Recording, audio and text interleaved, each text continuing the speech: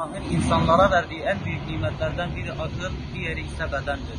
İnsan bu nimetlerden doğruyu yanlıştan ayırt edebilir, iyiliği seçebilir ve kendini faydalı işlere adayabilir. Ancak günümüzde gençlerimiz şeytanın ve nefsin oyunlarına kanarak Allah'ın haram ve yasak kıldığı ailesini, çevresini ve toplumu olumsuz yönde etkileyen, kendisine de büyük zararlar veren uyuşturucuya yönelebiliyorlar. Hepimiz bu uyuşturucuyla mücadelede önemli bir rol oynayabiliriz. Unutmayalım. Bilinçli olmak, cesurca konuşabilmek ve birlikte hareket ederek bağımlılığa karşı önemli bir rol oynayabiliriz.